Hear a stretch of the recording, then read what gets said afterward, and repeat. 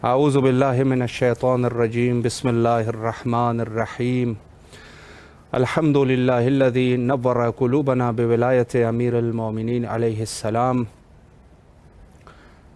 इमाम हुसैन अलैहिस्सलाम TV4 Karbala मुक़द्दसा के ऑनलाइन ट्रांसमिशन प्रोग्राम मारिफ़त मुंतज़र अजलल्लाहु ताला फ़रजहु शरीफ में आपकी खिदमत में हाज़िर हैं। और आज का दिन रोज़े ग़दीर, लिहाजा आज की मुनासिबत से हमारे हुज्जत दौरान हज़रत इमाम ज़माना अलैहिस्सलाम की खिदमत में और तमाम मोमिनीन की खिदमत में आज के दिन की मुनासिबत से तबरीक और तहनीयत अर्ज़ करते हैं। नहायत ही पुरमुसर्रत मौका है और नहायत ही खुशी का मौका है तमाम जहान इस्लाम के लिए, चूँकि इस दिन दीन की तकमील हुई है और जब मुकम्मल तौर पे हज़रत आदम अलैहिस्सलाम से दीन का सिलसिला शुरू हुआ और हज़रत ख़ातम सल्लल्लाहु अलैहि वालिही पर और आखिर में दीन की जो तकमील हो गई वो रोज़े ग़दीर तकमील हुई। और इस रोज़ के मुनासिबत से आपकी खिदमत में अर्ज़ करूँ कि चंद चीज़ें इस दिन को रुनुमा हुई। सबसे पहले दीन की तकमील हुई, उसके बाद नेमात इलाहिया का तकमील, और उसके बाद वो अम्र इलाही जिसका नज़ूल रसूलुल्लाह पे हुआ था लोगों तक उसका पहुंचा देना। और जैसे अर्ज़ कर चुके हैं कि इतना मुहिम अमर यानी रोम ग़दीर को विलायत हज़रत अमीर अल-मोमिनीन अलैहिस्सलाम का ऐलान करना इतना मुहिम अमर है कि खुदा ने फरमाया कि अगर आपने इसको नहीं पहुंचाया तो गोया कि आपने दीन का कोई भी काम नहीं किया। यानी इस कदर अहमियत का हामिल है ये दिन। और एक चीज़ और जो नहायत ही मुहिम है, जो कुरान में अल्लाह सुब्हानहु व तआला ने इरशाद फरमाया कि इस के बाद काफिरीन जो है वो मायूस हो जाएंगे। यानी काफिरीन जो है वो मायूस हो जाएंगे अपने इरादों से। ज़ाहिर है कि उन्होंने जो इस्लाम के लिए जो इरादे उनके जहन में थे, जो प्लानिंग उनके जहन में थी, इसके बाद वो लोग जो है वो नाउमीद हो जाएंगे कि अब हमारा कुछ भी नहीं हो सकता। तो ये ग़दीर के बरक़ात है। और जैसे हदीस में वारिद हुआ है कि सबसे बड़ी ईद यानी एक मोमिन के लिए सबसे बड़ी ईद ग़दीर का दिन है, ग़दीर की ईद है। तो लिहाजा इस दिन को बहुत सारे छोटे छोटे से काम जो नेकी के काम हैं उनके लिए सवाब और अजर जो है वो कई गुना जो है अल्लाह सुब्हानहु व तआला ने इजाफ़ा कर दिया उनके अजर में। जैसे इत्आम मसाकीन है, मसाकीन को खाना देना या एक दूसरे को हदिया देना बहुत बड़ी फ़जीलत है और सलावात की बहुत बड़ी फ़जीलत है। इसी तरह ज़ियारत मासूमीन अलैहिमुस्सलाम के तिलावत करना या मासूमीन के क़ुबूर पे हाज़री देना, इसकी नहायत ही सवाब जो है ज़िक्र किया गया है। और जो दुआएं हैं जैसे दुआए कुमैल है और जोशन कबीर है, जैसे इस किस्म की दुआएं, इनके तिलावत करने का बहुत सवाब है। और इस दिन जो है तमाम के तमाम वो चीज़ें जो कि अल्लाह ने उसके लिए अजर रखा है, तो इस दिन जो है उनका अजर व सवाब जो है वो ज़्यादा हो जाता है और नहायत ही पुरमुसर्रत मौका है। लिहाजा हमारी कोशिश आज के हमारे मुअज़्ज़ज़ मेहमान हुज्जतुल इस्लाम वल मुस्लिमीन आली जनाब मौलाना कुर्रतुल ऐन मुज्तबा साहब हमारे साथ मौजूद है। इंशाअल्लाहुल अज़ीज़ उनके साथ गुफ्तगू को आगे बढ़ाते हैं और उनके इल्म और मालूमात से इस्तिफ़ादा करते हैं। अस्सलामु अलैकुम व रहमतुल्लाहि व बरकातुहू। अलैकुम अस्सलाम व रहमतुल्लाह। क़िबला खैरियत से है इंशाअल्लाह? अल्हम्दुलिल्लाह अल्हम्दुलिल्लाह माशाअल्लाह। असदल्लाह अयामकुम। आपको भी बहुत बहुत मुबारक हो। आज के दिन के उन्वान से आपकी खिदमत में तबरीक और तहनीयत अर्ज़ करते हैं और इमाम हुसैन अलैहिस्सलाम TV के तमाम अरकान की तरफ से और इमाम हुसैन अलैहिस्सलाम मीडिया ग्रुप की तरफ से आपकी नहायत ही ममनून और मशकूर है कि आप मसरूफ़ियात के बावजूद तशरीफ़ लाए और हमें खिदमत का ये मौका फ़राहम फरमाया। शुक्रिया बहुत। سلامت رہے قبلہ. میں وقت کو ضائع کیے بغیر، چونکہ ہماری گفتگو کا سلسلہ امام زمانہ علیہ السلام کے عنوان سے ہے، تو میں سوال آپ کی خدمت میں پیش کرتا ہوں. پہلا سوال یہ ہے کہ ظاہر ہے کہ آج کے اس ترقی یافتہ دور میں، جو کہ نہایت ہی ترقی یافتہ دور ہے، اور اس دور میں کافی ساری ترقی کے کام ہو چکے ہیں اور روز بروز ٹیکنالوجی اور علم میں اضافہ ہوتا جا رہا ہے. تو پہلا سوال اسی عنوان سے آپ کی خدمت میں پیش کروں گا کہ کیا امام زمانہ اجل اللہ تعالی فرجہ شریف کے ظہور کے بعد علوم میں ترقی ہوگی؟ اس پر اگر آپ وضاحت فرمائیں. جی، میں یہ عرض کرنا چاہ رہا ہوں کہ آپ نے جو سوال فرمایا جی کہ کیا امام زمانہ کے ظہور کے بعد علوم میں ترقی ہوگی، جی تو در حقیقت کیونکہ آپ کا تعلق مدینہ العلم اور باب مدینہ العلم سے ہے، آپ نبی کریم کے فرزند اور مولا کائنات باب مدینہ العلم کے فرزند ہیں، جی لہذا حقیقت یہ ہے کہ یہ جو آج ترقی ہے جی جسے ہم ترقی سمجھ رہے ہیں، صحیح. یہ اگر حقیقت میں دیکھا جائے تو صرف ابتدائیات ہے. صحیح. حقیقت میں امام زمانہ کے ظہور کے بعد اور آپ کی حکومت کے بعد جو ترقی دیکھنے میں آئے گی، بے تو شک. لوگ اس کا قیاس اور مقایسہ آج کی ترقی سے کر ہی نہیں سکتے. صحیح. بے اس شک. سلسلے میں جو صادق آل محمد کی اس حدیث سے ہم سبق اور عبرت لے سکتے ہیں کہ آپ نے فرمایا کہ تمام علوم کا مجموعہ اگر دیکھا جائے تو 27 حروف پر علم سبحان کو اللہ. شامل کیا گیا ہے. بے شک. آپ نے فرمایا کہ علم کا مجموعہ 27 حروف پر ہے، صحیح. اور ابھی تک یعنی جناب آدم سے لے کر تائیں دم صرف 2 حروف وضاحت ہو پائی ہے، اللہ اکبر. باوجود اس کے کہ اتنے انبیاء صلاح رہا اور لگا، لیکن چونکہ کفار و مشرکین و منافقین نے وہ مواقع فراہم نہیں ہونے دیے، بالخصوص ہمارے نبی کریم محمد مصطفیٰ صلی اللہ علیہ وآلہ وسلم اور آپ کے نشین برحق باب مدینہ العلم حضرت کے زمانے میں بھی خاص کر، اور آپ کے دوسرے جانشین 10 اماموں کے زمانے میں بے شک. وہ مواقع فراہم نہیں ہونے دیے کہ جس میں آپ علوم کا سلونی کا اعلان کیا، لیکن لوگوں نے سوال کرنے کے بجائے، اپنے علم کی تشنگی کو بجھانے کے بجائے صحیح. دوسرے سطحی چیزوں میں آپ کو الجھائے رکھا.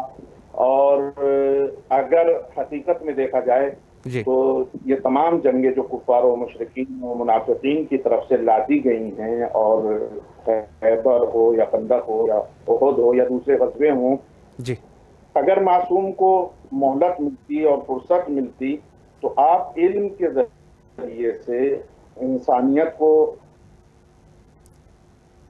صحیح.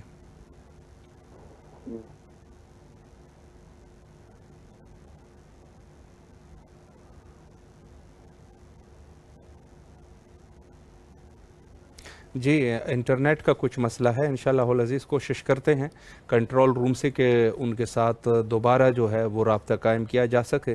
تو انہوں نے فرمایا کہ جو بہت اچھا جملہ ہے، انہوں نے فرمایا کہ ظاہر ہے کہ فرزند مدینۃ العلم ہے، تو پھر علم میں تو یقیناً اضافہ ہوگا، اور 27 حروف تو یہ فرما رہے تھے. انشاءاللہ دوبارہ کوشش کرتے ہیں کہ جی قبلہ بسم اللہ، اگر آپ کو آواز آ رہی ہے بسم اللہ کیجیے. جی آ رہی ہے آواز. میں عرض کرنا چاہ رہا تھا کہ صرف 2 حروف ہیں جو ابھی تک علم کی شکل میں سامنے آئے ہیں. صحیح. صادق آل محمد فرماتے ہیں 25 حروف دیگر اور ان 2 حروف کے ساتھ، یعنی 27 حروف کو جو وضاحت کریں گے وہ قائم آل محمد کے دور حکومت میں. اب آپ اندازہ لگائیں، جب 2 حروف کا عالم یہ ہے کہ ہم زمانے کو ماڈرن سمجھ رہے ہیں اور ترقی یافتہ سمجھ رہے ہیں، جی تو جب 27 حروف کو ہم اظہار ہوتے ہوئے دیکھیں گے امام زمانہ کے ذریعے سے، تو پھر علم کا کیا عالم ہوگا. اور وہ سارے علوم کا مقصد یہ ہے کہ انسانیت کو اس کا صحیح مقام عطا ہو سکے. اور چونکہ امام کا مقصد یہ ہوتا ہے، آپ فرزند نبی ہیں، لہذا خداوند عالم سے دعا ہے کہ وہ زمانہ ہمیں بھی دیکھنا نصیب ہو اور آپ کے حکومت کے زمانے میں ہم بھی اعوان انصار میں سے شامل ہوں انشاءاللہ۔ جی جی اگلا سوال قبلہ آپ کی خدمت میں عرض کروں کہ جیسے قرآن میں اشارہ فرمایا ہے کہ ظاہر ہے جب شیطان کو کہا کہ ان کو جب مہلت دی گئی الی یوم الوقت المعلوم تک، تو ظاہر ہے کہ کچھ روایات میں ایسا بھی ہے کہ شیطان کی جو ہے وہ موت ہوگی، اور معصومین علیہ السلام سے جو روایات ہے کہ امام زمان علیہ السلام کے دور میں شیطان قتل کیے جائیں گے، تو اس آیت کی تفسیر اگر آپ بیان فرمائیں کہ یہ جو شیطان کو مہلت دی گئی تھی الی یوم الوقت المعلوم تک، اس پر اگر آپ وضاحت فرمائیں۔ جی اس قرآنی جملے اور آیت کے سلسلے سے جی اختلاف روایت ہے، اور بعض روایتوں میں اور زیادہ تر روایتوں میں یہ اشارہ کیا گیا ہے کہ یا تو نبی کریم محمد مصطفیٰ صلی اللہ علیہ وسلم کے ہاتھوں پر خود بیت المقدس میں کے ایک خاص پتھر پر شیطان قتل کر دیا جائے گا، یا ایک جنگ کے دوران جو مولا کائنات کے دور میں آپ کا زمانہ ہوگا، عہد امامت ہوگا اور شیطان سے جنگ ہوگی، جس میں مولا کائنات حضرت علی بن ابی طالب کے ہاتھوں سے شیطان قتل کر دیا جائے گا۔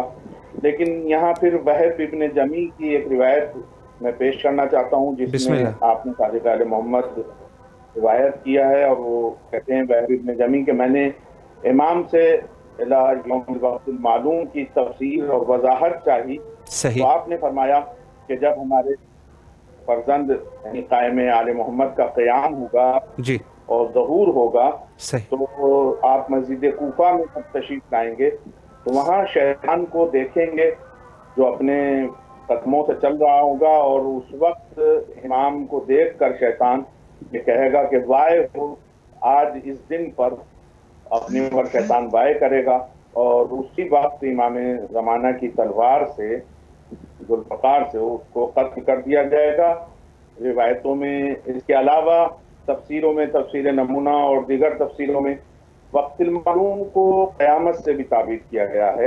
علامہ محمد حسین طباطبائی اور مفسرین نے یہ تفسیر نور میں بھی بیان ہے، اور دیگر علامہ محمد حسین طباطبائی فرماتے ہیں کہ قیامت میں قتل کیا جائے گا، اور انسان کی آخری زندگی قیامت، شیطان کی آخری زندگی آخری لمحے سے تعبیر کیا گیا ہے کہ جب قیامت ہوگی۔ بے شک لیکن یہاں ان روایتوں کو اگر ہم جمع کریں تو ایک تجزیہ کیا جا سکتا ہے کہ امام زمانہ کے دور میں شیطان کا قتل اور قیامت کے اس سے منافات نہیں رکھتا۔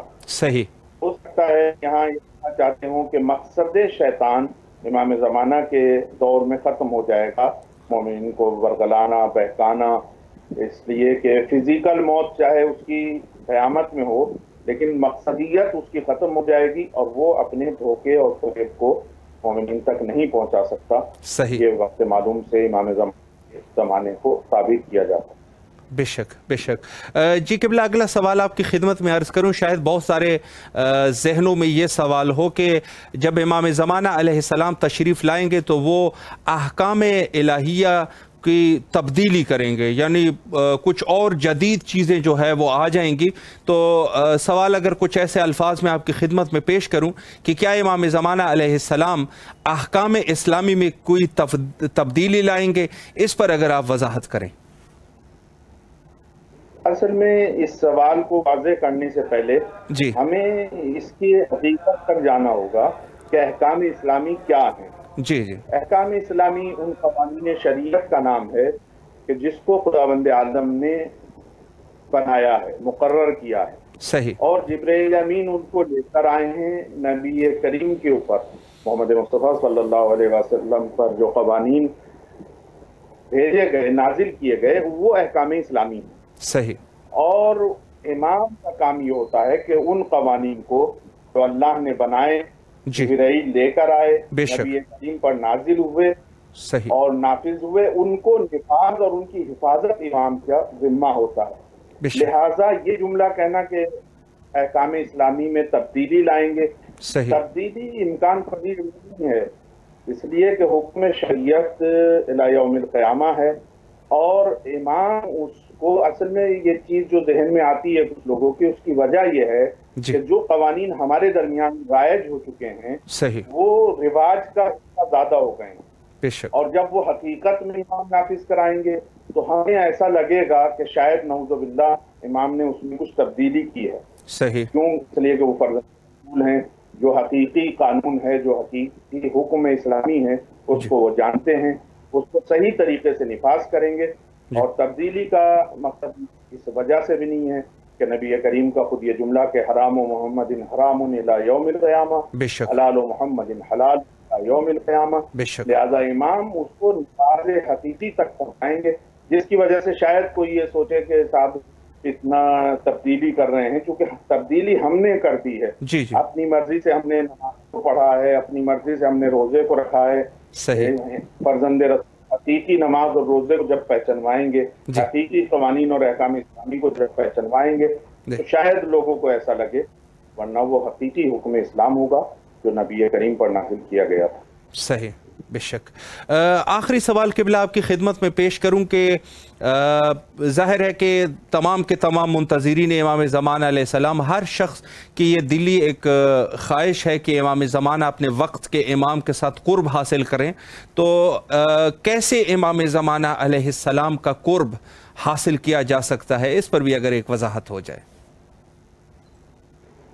اس سوال کے سلسلے سے بھی میں یہ عرض کروں گا کہ امام زمانہ سے پہلے ہمیں اللہ کا قرب، نبی کریم کا قرب، مولا کائنات حضرت علی کے قرب کے سلسلے کو آگے بڑھانا ہوگا کہ قرب خدا کیسے حاصل کیا جائے، قرب نبی کیسے حاصل ہوتا ہے، قرب مولا کائنات کیسے حاصل ہوتا ہے۔ تو اب ہم بارب امام کے قرب کو بھی پیش کر سکتے ہیں۔ قرب خداوندی حاصل کرنے کے لیے سب سے بنیادی چیز ایمان اور تقویٰ ہے۔ صحیح۔ اور ظاہر سی بات ہے کہ فرزند نبی امام زمانہ کا قرب حاصل کرنے کے لیے بھی ہم اسی سلسلے اور اسی جابطے سے چل کر امام کا قرب حاصل کر سکتے ہیں۔ دنیاوی آلودگیوں سے اپنے نفس کو دور کر کے تقوی الہی اختیار کر کے ہم امام زمانہ کا قرب حاصل کر سکتے ہیں۔ بے شک۔ اور ظاہر سی بات ہے ہم انسان کو ہم نعوذ باللہ ریاکاری سے یا دھوکے سے قرب حاصل کرنے، لیکن وہ فرزند نبی ہیں جو مالک علم لدنی ہیں اور ہمارے اندر کی حالت کو ہم سے بہتر جانتے ہوں گے، لہذا جو حقیقی تقوی اختیار کرے گا، حقیقی ایمان حاصل کرے گا، وہ قرب امام زمانہ حاصل کر سکتا ہے۔ بے شک۔ قبلہ اللہ آپ کے توفیقات خیر میں اضافہ فرمائے۔ آپ کے نہایت ہی ممنون اور مشکور ہیں امام حسین علیہ السلام ٹی وی سے کہ آپ تشریف لائے اور نہایت ہی مہم نکات پہ آپ نے اشارہ فرمایا۔ مولا آپ کو سلامت رکھے۔ کربلا مقدسہ میں آپ کی طرف سے نائب و زیارہ اور دعا گو ہے، اور آپ سے بھی التماس سے دعا کرتے ہیں۔ میری بھی دعا یہی ہے کہ اللہ خداوند عالم امام حسین ٹی وی کے تمام اراکین، تمام ذمہ داران کو محفوظ و معصوم رکھے اور ہم سب کو زیادہ سے زیادہ خدمت دین کرنے کی توفیق عنایت فرما، اور امام زمانہ کے ظہور تعدیل کی دعا کے ساتھ میں آپ سے خدا حافظی کرتا ہوں۔ وآخر دعوانا ان الحمد للہ رب العالمین۔ صلی اللہ علیہ محمد و آل محمد۔ فی امان اللہ، خدا حافظ۔ جی یہ تھے ہمارے ساتھ حجت الاسلام المسلمین علی جناب مولانا قرۃ العین مجتبیٰ صاحب۔ بہت اچھی گفتگو انہوں نے فرمائی، لیکن بس اوقات آپ کی خدمت میں عرض کروں کہ نیٹ کا کچھ مسئلہ رہتا ہے، تو نیٹ کی وجہ سے کافی ہماری چیزیں جو ہے وہ فوت ہو جاتی ہے در حقیقت۔ البتہ بہرحال کوشش کی جا رہی ہے، لیکن یہ ہے کہ نیٹ بعض مناطق میں ظاہر ہے کمزور ہے، اور یہاں کربلا مقدسہ میں بھی جو چینل کی طرف سے ہماری بندوبست ہے نیٹ کی، تو اس کی سپیڈ اچھی ہے، مناسب ہے، لیکن ظاہر ہے کہ دوسری جگہوں سے وہ نیٹ کی سپیڈ پھر تھوڑی کمزور رہتی ہے، اس وجہ سے زیادہ بس اوقات آواز جو ہے وہ واضح نہیں رہتی، بس اوقات جو ہے وہ تصویر جو ہے وہ واضح نہیں رہتی۔ تو بہرحال اس میں آپ فرمائیں گے انشاءاللہ العزیز۔ آج جو ہے وہ روز غدیر ہے، اور غدیر کا دن جو ہے جو مناسبت رکھتی ہے حضرت امیر المومنین علیہ السلام کے ساتھ، تو یہ ایک خصوصی آپ کی خدمت میں آج جو ٹائم ہمارا بچہ ہے گفتگو کریں فضائل حضرت امیر المومنین علیہ السلام کے عنوان سے۔ دیکھیں، سب سے پہلے تو اگر آپ طرفین کی کتابوں کا مطالعہ فرمائیں اور ان کے علماء سے گفتگو کریں نظریات کو آپ سامنے رکھیں گے تو اشکال یہ ہے، چونکہ یہ لوگ اشکال، پہلے ایک اشکال کو آپ کی خدمت میں واضح کروں، چونکہ ان لوگوں کا کہنا یہ ہے کہ جیسے اہل تسنن کا عقیدہ یہ ہے کہ وہ کہتے ہیں کہ بعد از رسول اللہ صلی اللہ علیہ وآلہ خلیفہ اول ہے، پھر خلیفہ ثانی ہے، پھر ثالث ہے، اور رابع جو ہے وہ حضرت امیر المومنین علیہ السلام کو یہ لوگ پیش کرتے ہیں۔ ان لوگوں سے ایک سوال ہے، سوال یہ ہے کہ دیکھیں فضائل، ہم کون ہوتے ہیں کسی کے فضائل کو منتخب کرنے والے؟ کون ہے جو کسی کے فضائل کو منتخب کریں، وہ کہیں اس کی اتنے فضائل ہے، اس کی اتنے فضائل ہے؟ یہ تو ہو جائے گی شخص پرستی ہو جائے گی، تو ہم تو شخص پرست نہیں ہیں۔ فضائل وہ ہوتے ہیں کہ جو اللہ سبحانہ و تعالی کسی کے لیے معین کر دے، کسی کے لیے معین کر دے، اور ظاہر ہے کہ خدا کے کلام کو ہم ان کے رسول یا نبی سے جا کے سنیں گے، یہ ہوتے ہیں فضائل۔ تو میں ایک دعوت فکر دینا چاہتا ہوں، وہ یہ ہے کہ جو فضائل طرفین کی کتابوں میں حضرت مولا الموحدین امیر المومنین علیہ السلام کے لیے جو فضائل نقل کیے گئے ہیں، وہ کون سے صحابی کے لیے وہ نقل کیے گئے ہیں، یہ اس کا جواب دے۔ یقیناً اس کا جواب نہیں دے سکتے، اس کا جواب نہیں ہے۔ جو فضائل امیر المومنین علیہ السلام، جس کو یہ لوگ خلیفہ رابع سمجھتے ہیں اور کہتے ہیں یہ خلیفہ رابع ہیں، اور پہلا ایک خلیفہ ہے، وہ رسول کے بہت زیادہ نزدیک تھے، پھر دوسرا ہے، پھر تیسرا ہے۔ اولاً تو یہ ہے کہ ان لوگوں کو منتخب کرنے والے کوئی رسول اللہ نہیں تھے، رسول اللہ نے ان میں سے کسی ایک کو بھی منتخب نہیں کیا۔ ان میں سے منتخب کس کو کر لیا؟ اب انصاف کی بات ہے، انصاف والی بات کرتے ہیں۔ یوم الدار کے موقع پر رسول اللہ نے فرمایا کہ یا علی انت بمنزلت الحارون من موسیٰ، فرمایا کہ آپ کی منزلت میرے ساتھ ایسی ہے جیسے ہارون کی موسیٰ سے منزلت تھی۔ اس پر ذرا غور کریں ہم لوگ، تو بات یہ سمجھ آتی ہے کہ یہ جو ہارون کی نسبت موسیٰ سے تھی، یقیناً ہارون موسیٰ کا وزیر ہے، جانشین ہے، اس کا جانشین ہے، تو پتہ یہ چل رہا ہے کہ رسول کے جانشین حضرت امیر المومنین علیہ السلام ہے، یہ ان کے جانشین ہے۔ دوسرے کے لیے کوئی بھی، کسی بھی صحابہ کے لیے، کسی بھی صحابی کے لیے اس قسم کا لفظ طرفین کی کتابوں میں آپ کو نہیں ملے گا۔ ہارون کی نسبت جو موسیٰ علیہ السلام کے ساتھ تھی علیہ السلام، ان کی نسبت جو تھی وہ جانشین کی نسبت تھی، یعنی حضرت ہارون جو ہے وہ حضرت موسیٰ علیہ السلام کے جانشین تھے۔ تو اب یہاں سے ہم کیا سمجھیں؟ کیوں رسول اللہ نے کسی دوسرے کے لیے یہ نہیں کہا کہ یہ میری منزلت اس کے ساتھ ایسی ہے؟ کیوں نہیں کہا؟ اس کا جواب آپ دے دیں۔ یقیناً اگر کوئی صاحب علم ہے، کوئی صاحب ہدایت ہے اور ہدایت کا طلبگار ہے، تو اس کے لیے یقیناً تھوڑی سی مشکل ہو جائے گی اس میں۔ اب یہ جو صدر اسلام میں رسول اللہ صلی اللہ علیہ وآلہ نے امیر المومنین علیہ السلام کے لیے یہ کلمہ ارشاد فرمایا، اور اس کے بعد ایک فضائل کا ایک بحر ہے جو ہم تک پہنچا ہے۔ آپ یہ بتائیں کہ کس صحابی کے لیے اتنے سارے فضائل ذکر کیے گئے ہیں؟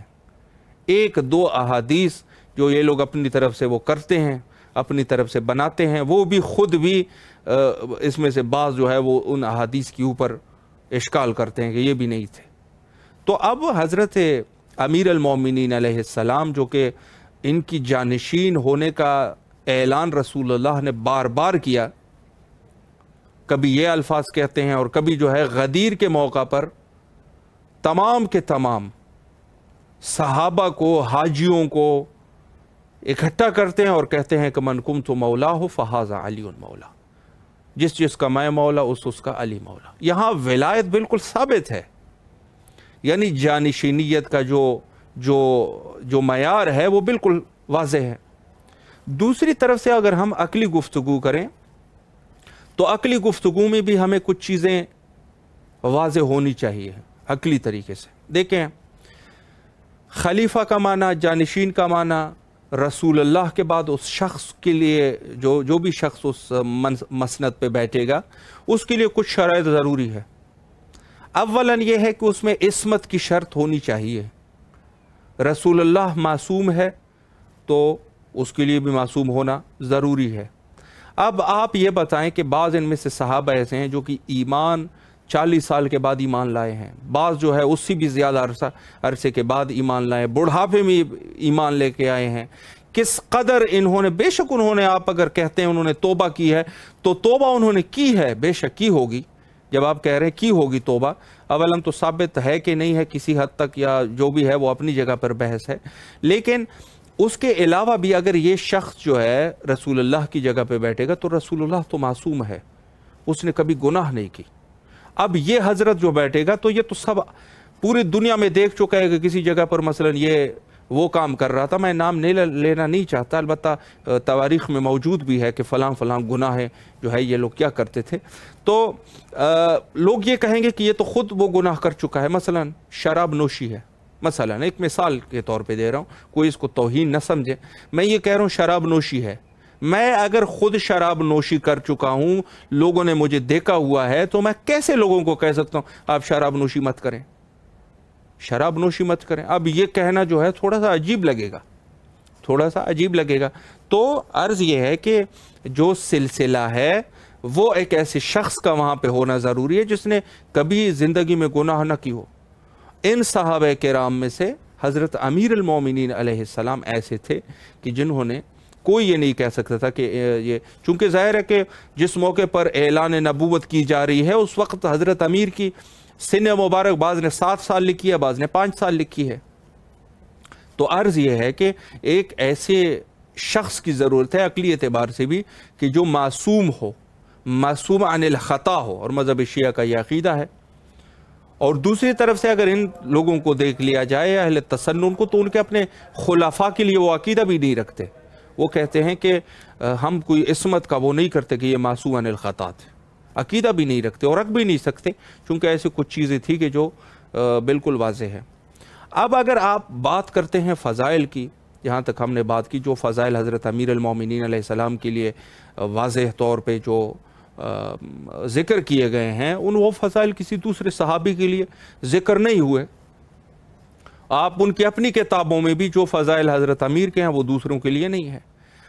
اب مثلا ایک فضیلت آپ کو بیان کروں، ہمارے ہاں ایسے احادیث جو ہے ہماری کتابوں میں، دیکھیں ہمارے مذہب شیعہ میں جو احادیث ہے وہ ہم مانتے ہیں، دوسرے ہمارے لیے کوئی حجت نہیں ہے۔ بطور مثال آپ کو کہہ رہا ہوں، فرمایا کہ النظر الی وجہ علی عبادہ، فرمایا کہ حضرت امیر المومنین علیہ السلام کے چہرے کی طرف دیکھنا عبادت ہے۔ آپ یہ بتائیں کہ اس کے مقابلے میں طرفین کی کتابوں میں کس صحابی کے لیے کہا گیا ہے کہ فلاں کے چہرے کی طرف دیکھنا عبادت ہے؟ کس کے لیے کہا گیا؟ نہیں کہا گیا، یقیناً نہیں کیا گیا، کہا گیا۔ اس کے علاوہ اگر آپ دوسری جگہوں پر تاریخ، چونکہ ہمارے پاس ٹائم مختصر ہے، میں اشارہ کرتا جا رہا ہوں، حضرت امیر المومنین علیہ السلام کا جو حق ہے امت کے اوپر، اس کو ذرا واضح کر دیں۔ آپ مختلف جنگوں میں دیکھ لیں، کون سا صحابی ہے جس نے کفر کو جو ہے وہ کفر کے منہ پہ تماچا مارا ہو؟ کس نے مارا ہے؟ بلکہ اکثر تواریخ میں یہ بھی لکھا ہے کہ اکثر یہ جنگوں سے بھاگا کرتے تھے اور یہ جنگیں چھوڑ کے وہاں سے چلے جاتے تھے، بھاگ جاتے تھے۔ ان کی اپنے کتابوں میں یہ چیزیں لکھی ہوئی ہے، آپ جا کے پڑھ لیں۔ اگر آپ کو وہ کوئی ڈاؤٹ ہے تو ہم دکھا دیں آپ کو اپنی کتابوں میں کہ آپ کی فلاں کتاب میں لکھا ہے کہ فلانا صحابی جنگ سے بھاگا تھا۔ حضرت امیر المومنین علیہ السلام اگر خیبر کے موقع پر دیکھ لیں تو یہودیوں کی وہ قلعے کو فتح کرنا یہ کوئی کسی بھی مسلمان کی بس کی بات نہیں تھی، اور وہاں سے صحابی باقاعدہ بھاگے ہیں۔ کیوں ان کو آپ لوگ تسلیم نہیں کر رہے؟ کیوں آپ لوگ وہ شک نہیں کرتے؟ اس قدر آپ شخص پرست ہو گئے ہیں، ایک شخص کی اس قدر آپ پرستش کر رہے ہیں کہ اس کے بارے میں آپ بات کرنا پسند نہیں کر رہے۔ اپنی کتابوں کو دیکھ لو کم از کم۔ تو بہت سے ایسے صحابی تھے جو کہ جنگ بدر سے اور جنگ خندق میں انہوں نے جو باتیں کی ہے، اور اس کے علاوہ جنگ خیبر میں فرار کرنے والے لوگ تھے، وہ فرار کر چکے تھے۔ لیکن اگر حضرت امیر المومنین علیہ السلام کو دیکھ لے تو عجیب نظر آئے گا۔ عمر بن عبدود جو کہ یہود کا بہت بڑا پہلوان، وہ آ جاتے ہیں اور خندق کو عبور کر کے اس طرف جب آ جاتے ہیں جنگ خندق میں، تو یہ تمام کے تمام رسول اللہ بار بار صحابیوں سے کہہ رہے ہیں کہ کوئی ہے تم میں سے جو اٹھ کے اس کافر کا منہ بند کر لے؟ کوئی نہیں تھا۔ یہاں تک کہ تاریخ میں لکھا ہے کہ ان کے بہادری کے قصے سنانے لگ گئے۔ مسلمانوں میں سے کچھ ایسے افراد تھے جو اس کافر کے بہادری کے قصے سنانے لگ گئے۔ ظاہر ہے جنگ میں آپ جب قصے سناؤ گے تو لوگ مزید ڈر جائیں گے، یعنی یہ لوگ چاہتے اس طریقے سے تھے کہ حالات کو خراب کر سکے۔ تو حضرت امیر المومنین علیہ السلام تھے جس کے شان میں یہ رسول اللہ نے کہہ دیا اور جا کے وہ کافر کو قتل کر دیا، عمر بن عبدود کو۔ تو رسول اللہ نے ان کے شان میں جو ہے سب سے پہلے تو یہ کہا کہ آج کل ایمان کو کل کفر کے مقابلے میں، یہ کل ایمان کل کفر کے مقابلے میں جا رہا ہے۔ اور اس کے بعد فرمایا کہ الضربۃ علی فی یوم الخندق افضل من عبادت الثقلین، فرمایا ایک ضربت حضرت امیر کی ثقلین کی عبادت سے بہتر ہے۔ ثقلین کو اگر آپ دیکھ لیں، ثقلین میں فرشتے ہیں، ثقلین میں انبیاء ہے، ثقلین میں سب کچھ ہی چیزیں آ جاتی ہے پورے، یعنی یہ دنیا اور وہ دنیا، یعنی ظاہر اور باطن کی جو ہے اس میں سب کے سب مخلوقات آ جاتے ہیں۔ ان سب کی عبادت جو ہے وہ ایک طرف، ایک حضرت امیر المومنین کا ضرب اور ایک وار جو ہے وہ دوسری طرف۔ فرمایا الضربۃ علی فی یوم الخندق افضل من عبادت الثقلین، فرمایا کہ ایک ضربت حضرت امیر کی ثقلین کی عبادت سے افضل ہے۔ یہ فرمایا کس صحابی کیوں نہیں گئے جنگ کرنے کے لیے؟ ظاہر ہے رسول کی جان، اور یہ ہے کہ اپنی جان سے رسول کی جان افضل ہے، اپنے والدین سے رسول کے، ہر چیز جو ہماری ہے رسول کی افضل ہے، کیوں ہم اپنی جان کے نذرانے پیش نہیں کر رہے؟ سب صحابی وہاں موجود تھے، کوئی نہیں گیا۔ 2-3 دفعہ جو ہے کہا گیا، حضرت امیر اٹھ جاتے تھے اور کہتے تھے میں حاضر ہوں، کہتے نہیں آپ نہیں، کوئی اور نہیں گیا کوئی۔ اب جب نہیں گیا تو کیوں آپ لوگ اس قدر حق امیر المومنین علیہ السلام میں، اس قدر یعنی انسان خسیس اور شقی ہو جائے، اور وہ اس قدر جو ہے وہ کنجوس ہو جائے جس کو کہا جائے، کیوں؟ اور یہی موقع جنگ خیبر کے موقع پر جب یہود کے ساتھ جنگ ہوئی تھی تب بھی پیش آیا تھا، اور وہاں باقاعدگی سے کہتے ہیں کہ صحابہ بھاگ گئے تھے، میں نام نہیں لینا چاہتا، اپنی کتابوں کو مراجعہ کر لو، بھاگ گئے تھے باقاعدہ۔ تو یہ بھاگنا اور یہ فرار کرنا یہ کیا ہے؟ یہی وجہ ہے کہ ظاہراً حضرت امیر المومنین علیہ السلام مدینے میں، یہ سب واقعات ہمارے چھوٹے بچوں کو بھی یاد ہے، لیکن آج غدیر کا دن ہے، بین الحرمین بیٹھے ہیں تو یہ ہم بیان کر رہے ہیں، وگرنہ ہمارے چھوٹے بچوں کو بھی یہ فضائل یاد ہے حضرت امیر کے۔ تو بظاہر حضرت امیر المومنین علیہ السلام مدینہ میں تھے، اور ان کی ظاہراً ان کی آنکھ مبارک میں جو ہے وہ زخم تھے، اور آنکھ جو ہے وہ تکلیف تھی ان میں۔ تو حضرت رسول اللہ نے فرمایا صلی اللہ علیہ وآلہ نے فرمایا کہ لَأُوتِيَنَّ رَایَةً غَدًا رَجُلًا قَرَارًا غَيْرَ فرار، فرمایا کل یہ علم جو ہے وہ میں ایسے شخص کو دوں گا کہ جو قرار ہوگا اور اہل فرار نہیں ہوگا، وہ فرار نہیں کرے گا۔ اس سے بھی ثابت ہو رہا ہے کہ کچھ افراد ایسے تھے جو فرار کرنے والے تھے اور کر چکے تھے۔ 39 دن تک خیبر کا قلعہ جو ہے وہ فتح نہیں ہو رہا، اور حضرت امیر المومنین علیہ السلام وہاں سے اٹھے ہیں، اور جو ہی وہ خیبر پہنچے ہیں، معجزانہ طریقے سے پہنچے ہیں، ان کا غلام قمبر بھی ساتھ ہے، پہنچ گئے۔ تو یہ جب یہ حدیث رسول اللہ نے فرمائی تو بہت سارے ایسے صحابی تھے کہ انہوں نے کہا کہ شاید ہم میں سے کوئی ایک خوش نصیب ہوگا جس کو یہ وہ علم دے دیں گے، لیکن وہ کہاں، کس کو دینا تھا؟ حضرت امیر المومنین آئے اور علم ان کے حوالے کر دیا۔ وہاں پر مرحب قتل ہوا، خالد قتل ہوا، بڑے بڑے پہلوان جو ہے وہ وہاں پر قتل ہوئے حضرت امیر المومنین علیہ السلام کے ہاتھ پہ۔ یہ موقع ہے، اور آپ اگر اسی طریقے سے جنگ بدر کا موقع دیکھ لیں تو جنگ بدر کے موقع پر کیا ہوا تھا؟ جنگ بدر کے موقع پر تفسیر، میں نام نہیں لینا چاہ رہا اس صحابی کا، لیکن آپ تفسیر در منصور میں جلال الدین سیوطی وہ صاف الفاظ میں جو ہے اگر کسی کو شک ہے تو نمبر ہے، آپ ہمارے ٹیلی ویژن پہ ہمارا نمبر بھی ہے، اس پہ آپ جو ہے مجھے میسج کر لیں، میں انشاءاللہ آپ کو تفسیر اور حوالہ دوں گا۔ جو بھی میں کہہ رہا ہوں اس کے میں حوالے ہمارے پاس موجود ہے۔ تو وہ صحابی جو کہہ رہا تھا جنگ بدر کا تذکرہ ہوا تو اس نے کہا کہ جنگ بدر کے موقع پر میں بکری جو پہاڑی بکری ہوتی ہے اس کی طرح میں بھاگ رہا تھا۔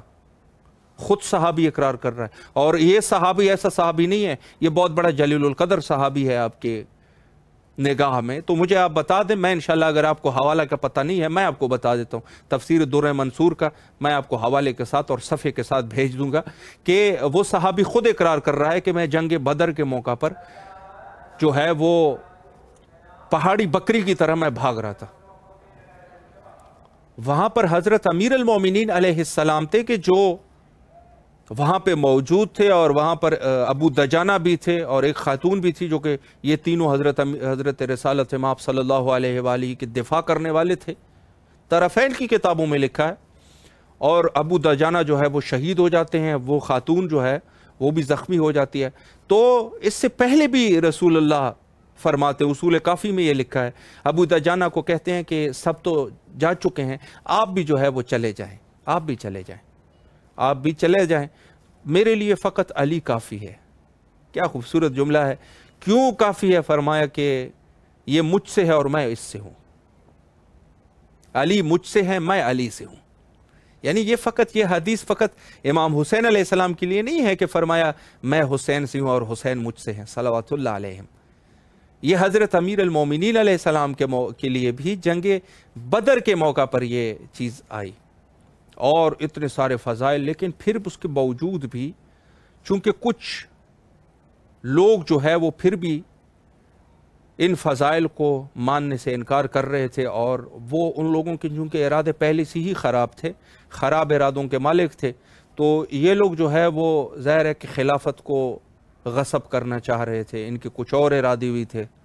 تو یہ اپنے ارادوں میں ظاہر ہے ان چیزوں کو جب وہ آپس میں بیٹھتے تھے تو گفتگو کرتے تھے، اور یہ الفاظ کہتے ہیں رسول اللہ نے پتہ نہیں حضرت امیر المومنین علیہ السلام میں ایسے کیا دیکھا ہے کہ جو اس قسم کے فضائل ان کے لیے بیان کر رہے ہیں۔ اور یہاں تک کہ بزم رسالت میں جب کسی کے لیے دعا رسول اللہ مانگتے تھے تو کہتے تھے بحق علی، علی کی حق پر ان کی یہ مشکل حل ہو جائے۔ تو کہتے ہیں کہ جو بھی بیمار ہوتا تھا تو رسول اللہ فرماتے تھے بحق علی۔ تو ایک دفعہ جو ہے وہ خود حضرت امیر المومنین علیہ السلام ظاہراً بیمار ہوئے، تو جب رسول اللہ کے پاس آئے تو سب صحابی یہی سوچ رہے تھے کہ ہو سکتا ہے کہ ہر شخص کے لیے جب رسول اللہ دعا مانگتے ہیں تو کہتے ہیں بحق علی، تو ہو سکتا ہے امیر المومنین علیہ السلام کے لیے جب دعا مانگے تو ہم میں سے کسی کا نام لیں۔ تو انہوں نے کسی کا نام لیا، فرمایا کہ بار الہ بحق علی، علی کی یہ بیماری دور ہو۔ یہ ہے، فرمایا کہ علی کی وجہ سے، علی کے واسطے سے علی کی بیماری دور ہو، پھر بھی کسی کا نام نہیں لیا۔ تو ان لوگوں کے بغض، کینہ، حسد یہ چیزیں تھی، اور یہ لوگ اقتدار پسند بھی تھے، اور بظاہر ایسے لگ رہا تھا جیسے اسلام میں یہ لوگ جو داخل ہوئے ہیں تو یہ اپنے ذاتی مفادات کے لیے داخل ہوئے تھے، اور اپنے آخری دور تک یہ لوگ جو ہے ان میں سے ایسے کچھ کفار موجود تھے کہ یہ لوگ جو ہے وہ کہتے ہیں یہاں تک کہ یہ لوگ انجیل کی تلاوت کیا کرتے تھے۔ تو کسی نے رسول اللہ صلی اللہ علیہ وآلہ سے فرمایا کہ یہ انجیل کی تلاوت کر رہے ہیں لوگ، تو کہتے ہیں رسول اللہ غضبناک ہوئے اور فرمایا کہ قرآن جب ہے تو انجیل کی تلاوت کیوں کر رہے ہو؟ یعنی یہ لوگ انجیل اور توریت کی تلاوت کیا کرتے تھے اور ان کی آیتیں لوگوں کو بتاتے تھے، کس لیے؟ تاکہ رسول اللہ کے دل نازنین کو، قلب نازنین کو تکلیف ہو، کیونکہ پورے کتابوں کا خلاصہ قرآن ہے۔ جب قرآن آیا تو باقی پھر کس چیز کی کیا ویلیو؟ لیکن یہ اپنے وہ زمانہ جاہلیت پر اس قدر قائم تھے کہ یہ لوگ اپنے آخری عمر تک یہ لوگ جو ہے بعض میں ایسے تھے کہ جو مسلمان نہیں ہو سکے وہ، اور آخر تک وہ کافر ہی رہے۔ کفر کا یہ کفر کی یہ بیماری جو ہے وہ ان لوگوں کے اندر رہی، اپنے آخری ایج تک رہی۔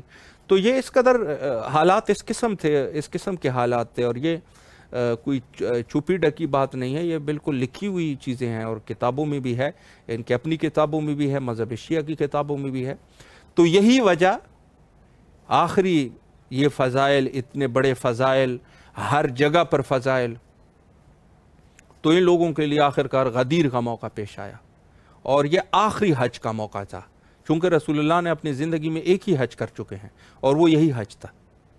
تو حج کے موقع پر سب نے حج کر کے جب یہ واپس آ رہے تھے تو غدیر خم کے موقع پر، غدیر خم کے مقام پر، وہاں پر رسول اللہ نے توقف کیا اور وہاں پر ٹھہراؤ ڈالا اور وہاں پہ ٹھہر گئے، اور یہاں تک فرمان جاری کر دیا کہ ہم یہیں پہ ٹھہریں گے، چونکہ میں نے ایک بہت ہی ضروری گفتگو کرنی ہے اور بہت ہی نہایت ہی مہم گفتگو آپ کے لیے کرنی ہے۔ تو جو لوگ تھے وہ آگے جا چکے تھے، کچھ صحابہ کو بھیج دیا کہ ان کو جا کے آپ وہاں سے بھی ان لوگوں کو بلا لائیں اور ان لوگوں کو کہیں کہ یہاں پر آ جائیں، مجھے ضروری بات کرنی ہے۔ تو تیز گھوڑوں کا سہارا لیا گیا اور جا کے ان کو کہہ دیا کہ رسول اللہ کا فرمان ہے کہ غدیر خم کے مقام پہ آپ لوگ جمع ہو جائیں، وہاں پر کوئی بات کرنی ہے بہت ضروری۔ تو یہ لوگ وہاں سے واپس آئے رسول کے فرمان کے مطابق، اور کچھ لوگ جو تھے جو پیچھے رہ چکے تھے ان کے لیے بھی ان کے لیے انتظار کیا گیا کہ وہ لوگ بھی پہنچ جائے۔ تو سب جب پہنچ گئے اور 1,24,000 صحابیوں کو نقل کرتے ہیں کہ یہ لوگ جو ہے 1,24,000 صحابی وہاں پر اکٹھا ہوئے، اور وہاں پر رسالت مآب صلی اللہ علیہ وآلہ نے اونٹوں کے پلانوں سے ایک ممبر تیار کیا اور ایک طویل خطبہ جو تاریخ میں موجود ہے وہ ارشاد فرمایا، سب چیزیں جو ہے لوگوں کے لیے واضح کر دی، سب چیزوں کے بارے میں بتایا، اور ہر چیز کی طرف انہوں نے ایک نظر ثانی کی ان چیزوں کے اوپر، جو چیزیں جو تعلیمات رسول اللہ کے تھے، اور آخر میں وہ پیغام جو کہ اللہ کا مخصوصی پیغام تھا، اسی وجہ سے انہوں نے حضرت امیر المومنین کا دست بلند کیا اور فرمایا من کنت مولا ہو فہذا علی مولا، فرمایا جس کا میں مولا اس کا علی مولا۔ تو یہاں پر اتمام حجت جو ہے وہ تمام ہو گئی، اور بالکل امت کے لیے یہ بات بالکل واضح کر دی کہ میرے بعد جو خلیفہ ہے، جو جانشین ہے، وہ یہی ہے۔ اور روایت بھی یہاں پر ہے، یہ جو علی ولی اللہ کے بارے میں بعض لوگ اشکالات کرتے ہیں، تو کہتے ہیں صحابی آیا اور کہا کہ بلال حبشی کو ہم نے دیکھا ہوا ہے جو اذان میں علی ولی اللہ کا اضافہ کر رہا ہے، علی ولی اللہ کا اضافہ کر رہا ہے۔ تو آپ صلی اللہ علیہ وآلہ نے فرمایا کہ اے شخص، نام نہیں لینا چاہیے کسی کا بھی، لیکن بہرحال فرمایا کہ اے شخص، کیا آپ بھول گئے ہیں کہ غدیر کے موقع پر میں نے کہہ دیا تھا من کنت مولا فاز علی مولا؟ تو یہ ٹھیک کر رہا ہے، اچھی بات ہے، اسی وجہ سے تو میں نے اعلان کر دیا تھا۔ تو اذان میں علی ولی اللہ کی شروعات غدیر کے روز سے ہوئی، اور غدیر کا مقصد بھی یہی تھا۔ تو ہر چیز جو ہے، اور حتیٰ بلال حبشی کو بعد میں جب ہجرت پہ مجبور کر دیا گیا تھا، اس کی وجہ بھی یہی تھی کہ وہ اذان میں علی ولی اللہ کہا کرتے تھے، علی ولی اللہ کہا کرتے تھے۔ تو صحابیوں نے کہا کہ یا علی ولی اللہ کو چھوڑ دے یا مدینے کو چھوڑ دے، تو انہوں نے فرمایا کہ میں تو رسول کے حکم کے مطابق علی ولی اللہ کی تلاوت کیا کرتا ہوں اذان میں، اور اسی وجہ سے یہ کرتا ہوں کہ رسول اللہ نے فرمایا ہے غدیر کے موقع پر، تو میں اس کی یہ کر سکتا ہوں۔ تو انہوں نے کہا نہیں، یہ اذان میں آپ یہ نہیں کہو گے۔ تو انہوں نے کہا اگر یہ نہیں کہوں گا تو میں اذان کو ہی چھوڑ دوں گا۔ اللہ اکبر، میں اذان کو ہی چھوڑ دوں گا۔ اذان دینا، بلال حبشی نے اذان دینا چھوڑ دیا، لیکن علی ولی اللہ کو نہیں چھوڑا، علی ولی اللہ کو نہیں چھوڑا، اذان چھوڑ دی، علی ولی اللہ کو انہوں نے رکھا۔ انہوں نے کہا اگر علی ولی اللہ نہیں ہے تو میں اذان دینا، میں اذان ہی نہیں دوں گا۔ حجت خدا کے ظہور کے لیے کثرت سے دعا کیا کریں، اور آخر میں وہی دعا کرتے ہیں جو ہمیشہ ہمیں کرنی چاہیے، اللہم عجل لولیک الفرج۔